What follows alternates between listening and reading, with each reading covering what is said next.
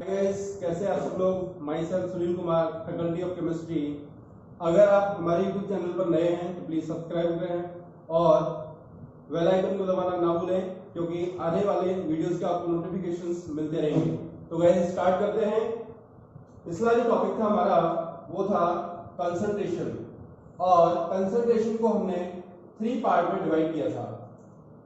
पहला पार्ट था percentage WIW, second part था परसेंटेज WIV, थर्ड पार्ट था परसेंटेज VYV। ये 3 पार्ट हमने लास्ट वीडियो में डिस्कस कर लिए थे। आज हम इनके ऊपर क्वेश्चंस करेंगे। परसेंटेज WIV, परसेंटेज WIV और परसेंटेज VYV, इन तीनों को प्रवेश में आपको करा रहा हूं। तो पहला क्वेश्चन जो है, if 20 gram glucose dissolve in 80 gram of water, then find percent WIW।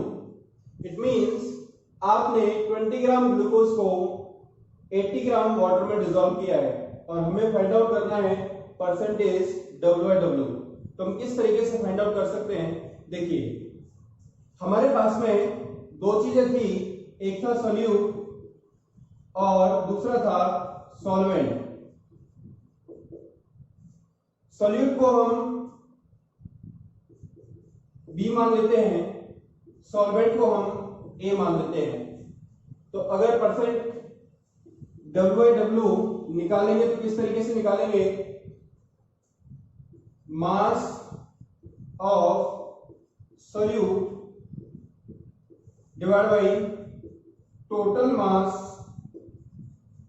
Of solution multiply by 100। इस तरीके से हम परसेंट WIW फाइंड आउट कर सकते हैं।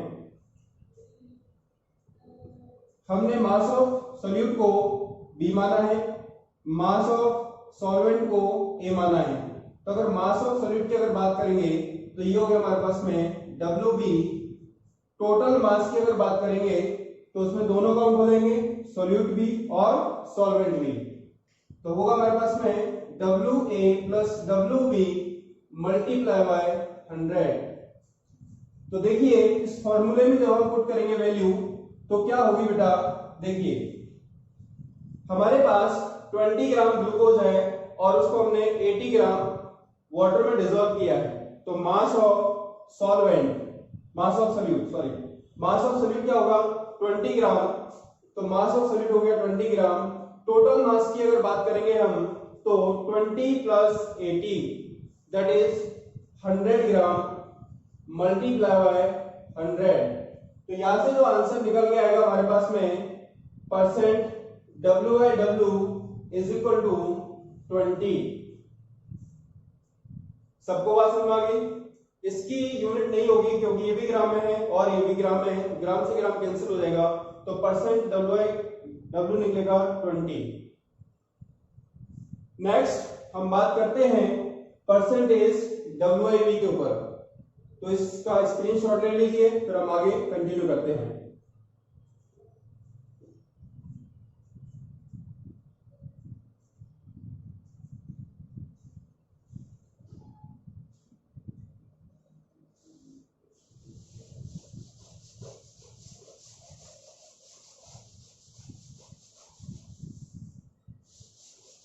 नेक्स्ट हम बात करेंगे परसेंटेज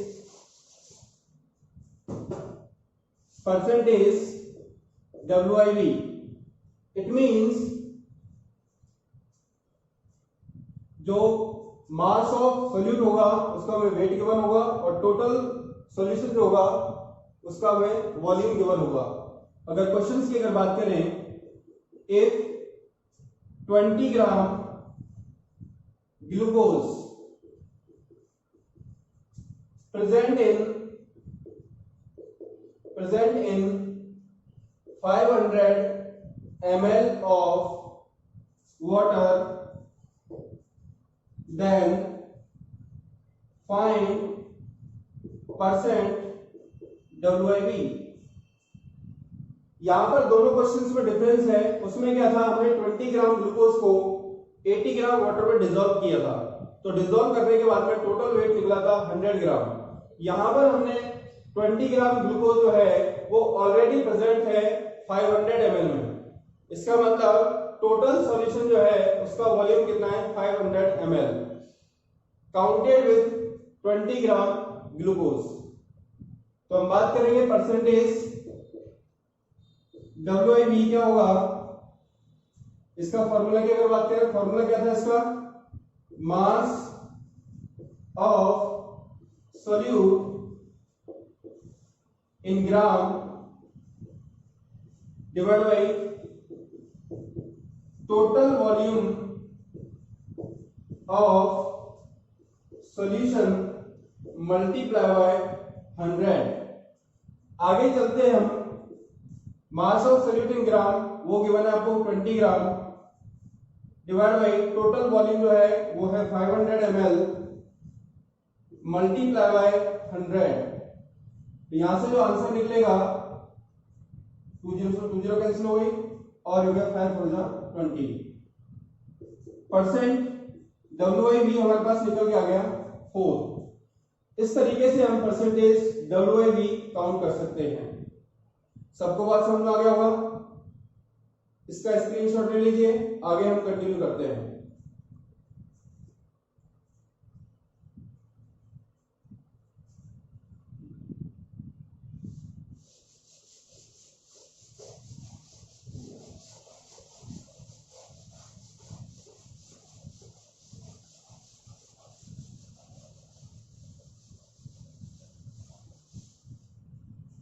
नेक्स्ट हम बात करेंगे परसेंटेज VYV। परसेंटेज VYV कैसे काउंटेड करेंगे, इसके ऊपर क्वेश्चन अगर देखें हम, if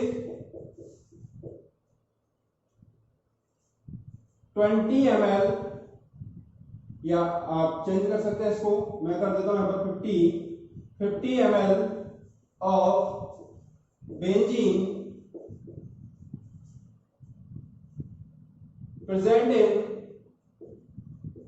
present in 400 ml of water, then find out percent VYV। यहां पर आप देखिए 50 ml बेंजीन प्रेजेंट है 500 ml के अंदर। इसका मतलब यह है कि 500 ml में 50 ml बेंजीन का ऑलरेडी काउंटेड है, हमने डिसॉल्व नहीं किया है। अगर हम इसको 50 ml को डिसॉल्व करते 400 ml के अंदर तो टोटल वॉल्यूम होता 450 ml। लेकिन मैंने ये बोला है कि 50 ml बेंजीन प्रेजेंट है ऑलरेडी किसमें, 400 ml किसके, वाटर के। तो इसका परसेंट VYV कैसे काउंट करेंगे, फॉर्मूला क्या था हमारे पास में, volume of solute divide by total volume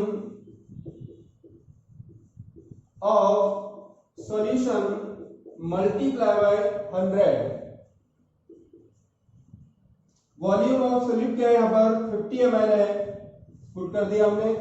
total volume कितना है, 400 है, मल्टीप्लाई बाय 100 कर दिया, तो हमारे पास में परसेंट VYV निकल के आएगा 50 डिवाइड बाई 4। आगे जाओ तो डिवाइड कर सकते हो। तो इस तरीके से हम परसेंट WIW, परसेंट WIV और परसेंट VYV काउंट कर सकते हैं। स्क्रीनशॉट ले लीजिए, फिर हम आगे कंटिन्यू करते हैं। नेक्स्ट जो मैंने स्केल आपको बताए थे,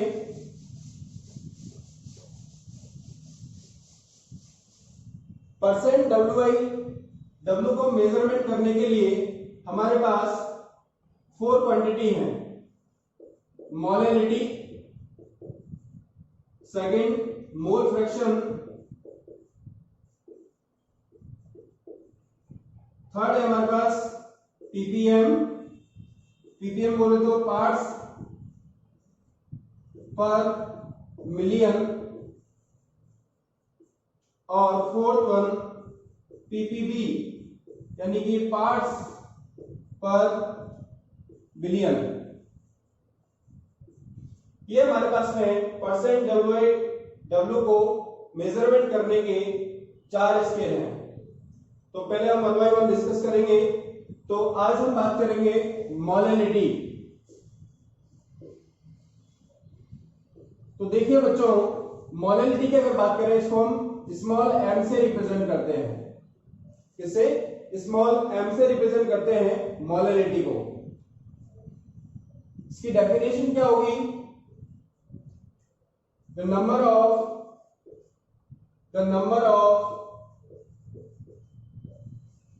moles of solute present in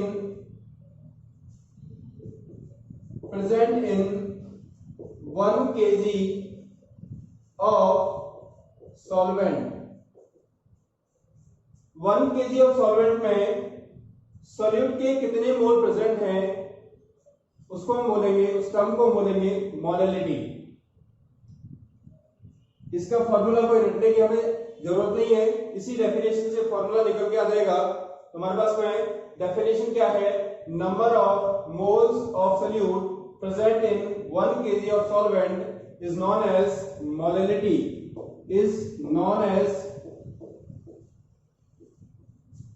molality,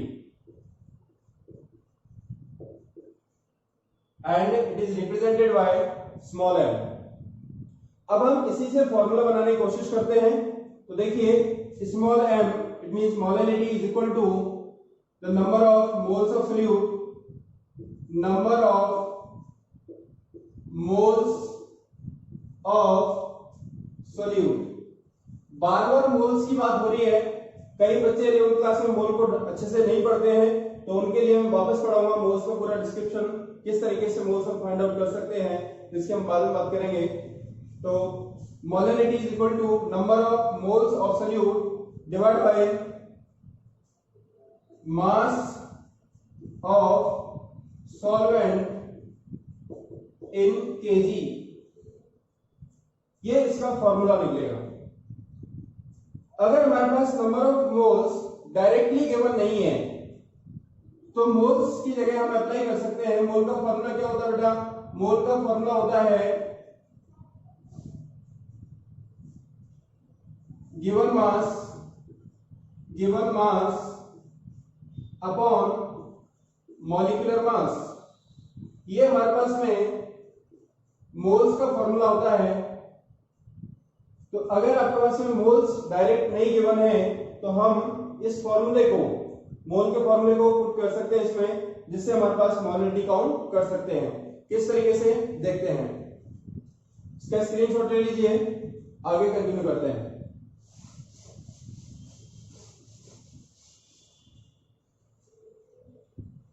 अगर हमारे पास नंबर ऑफ मोल्स नहीं गिवन है डायरेक्टली, तो क्या होगा? मोलैलिटी की डेफिनेशन बनेगी मास ऑफ सॉल्यूट, क्योंकि जो गिवन मास है वो किसका होगा? सॉल्यूट का होगा। Mass of solute divide bye molecular mass of solute multiply by mass of solvent in KG. अगर हमारे पास में मास ऑफ सॉल्वेंट केजी में नहीं गिवन है, ग्राम में गिवन है, तो ग्राम को केजी में कन्वर्ट करने के लिए 1000 से डिवाइड करेंगे। तो मास of solvent in gram divide by 1000 करेंगे, तो 1000 कहां चला जाएगा? ऊपर चला जाएगा। तो हमारे पास में मोलैलिटी का जो फाइनली फॉर्मूला बनेगा वो क्या होगा? Mass of solute divide bye molecular mass of solute multiply by mass of solvent in gram multiply by 1000। तो ये हमारे पास में मोलैलिटी का फाइनली फॉर्मूला बनेगा और इसी से हम क्वेश्चन सॉल्व करेंगे। अगर आपको मोल्स गिवन है डायरेक्टली तो मोल्स इस वाले फॉर्मूले में पुट कर दीजिए, अगर मोल्स नहीं गिवन है, ग्राम में मास गिवन है, तो हम ये वाला फॉर्मूला अप्लाई करेंगे। इस फॉर्मूले को नोट कर लीजिए, फिर हम आगे मोलैलिटी के ऊपर बेस्ड क्वेश्चन करते हैं।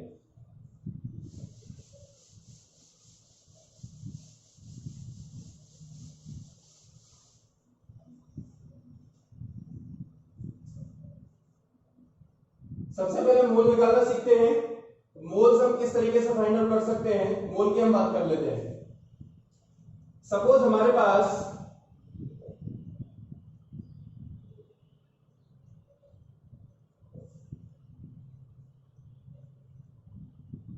(71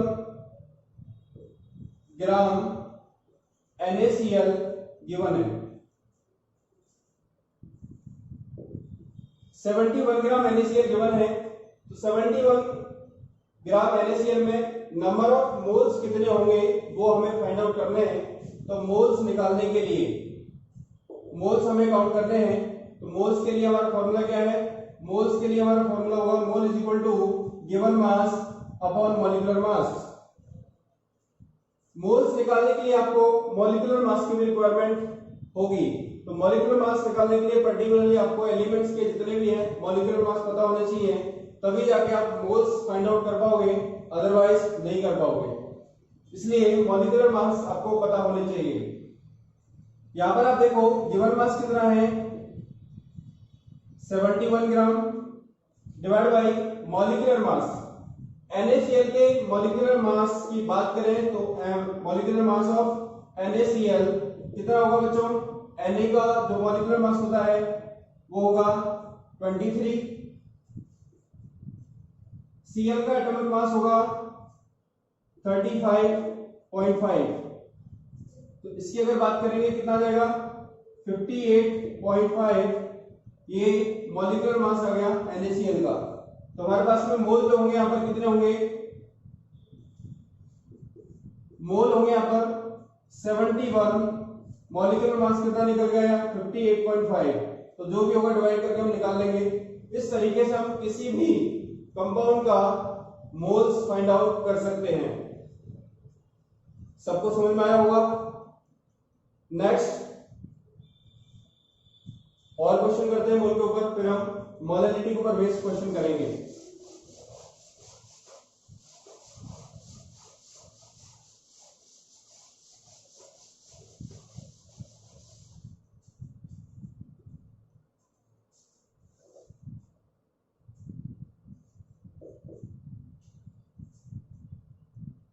अगर 90 ग्राम वाटर है, इसमें हमें मोल्स फाइंड आउट करने हैं, कितने मोल्स होंगे।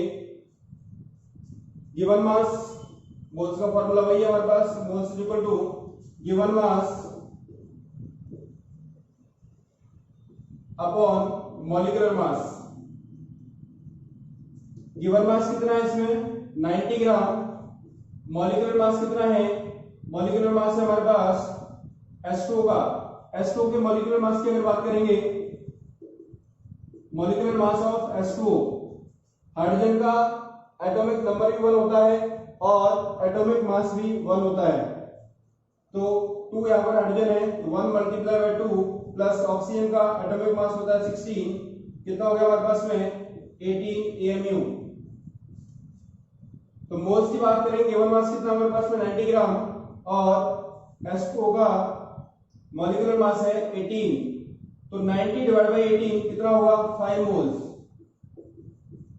इस तरीके से हम किसी भी कंपाउंड के मोल्स फाइंड आउट कर सकते हैं, किसी भी एलिमेंट के मोल फाइंड आउट कर सकते हैं, जो बहुत इंपॉर्टेंट है इस चैप्टर को पढ़ने के लिए, क्योंकि पूरे कंसंट्रेशन में मोल्स की ही सबसे ज्यादा जरूरत पड़ेगी। तो आई होप आप सबको ये समझ में आया होगा।